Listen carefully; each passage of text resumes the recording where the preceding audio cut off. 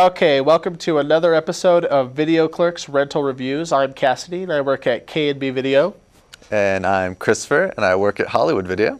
All right, cool. Today we are going to be talking about Zombieland, Love Happens, Couples Retreat, and A Serious Man. And today I'm going to start out by talking about Zombieland, directed by Ruben Fleischer. But before I do that, here is a clip.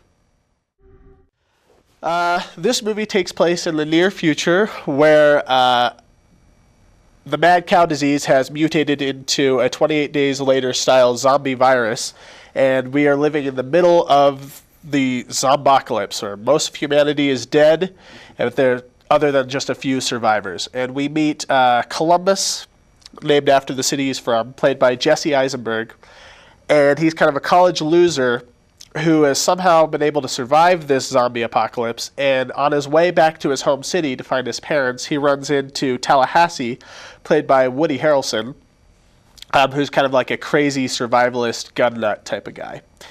And along the way between those two, they run into Wichita, played by Emma Stone, and Little Rock, played by Abigail Breslin, who are two con artists, as it were.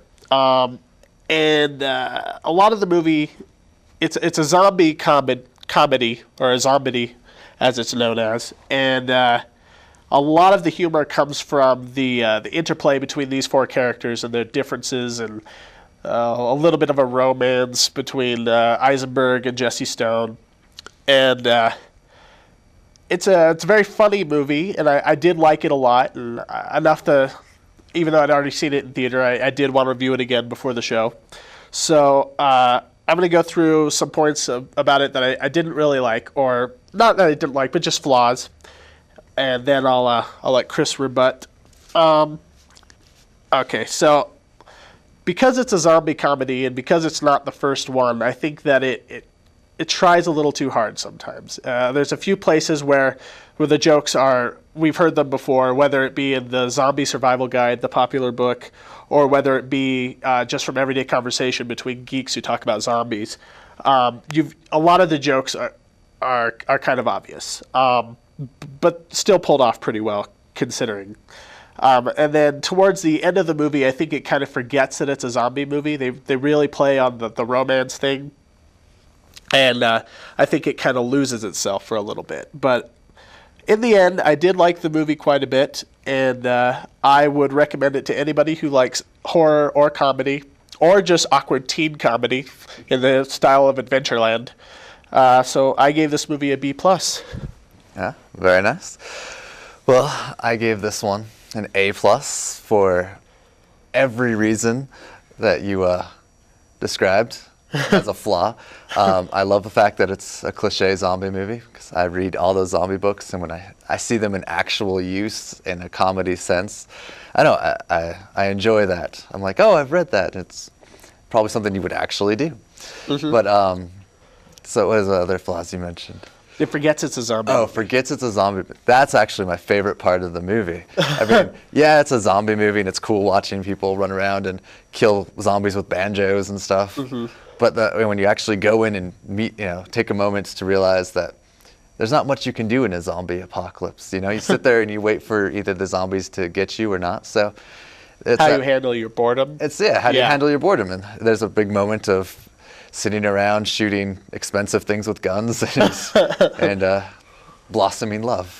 Mm-hmm. I guess that's all you can do when you're in the zombie apocalypse. Well, that's all you can do ever, I suppose, because that's in most movies. But yeah.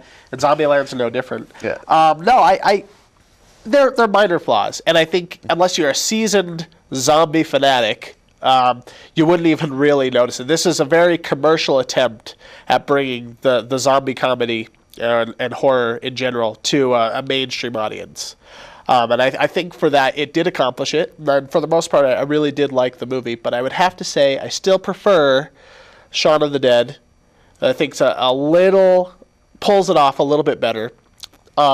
And even Dan O'Bannon's Return of the Living Dead back in the 80s. So if you've never seen those movies and you like Zombieland, check them out. No, I thought this thing had I thought it had great flow with hilarity and jokes. Had some great points of that kind of meet with the modern day, how we have video games and stuff, how you get trophies and stuff. It pops up all these little icons and stuff. Zombie Kill of the Week is one of them, and it's probably my favorite part where they talk, and there's these little, you're just sitting there, and in the background there's all of a sudden this little thing stating what, you know, what rule they're breaking or need to, or following. And I find that's probably my favorite part. I also love the backstory of the con artists with Emma Stone and Abigail. Yeah. How it shows how horrible and clever these girls are. And I was watching that.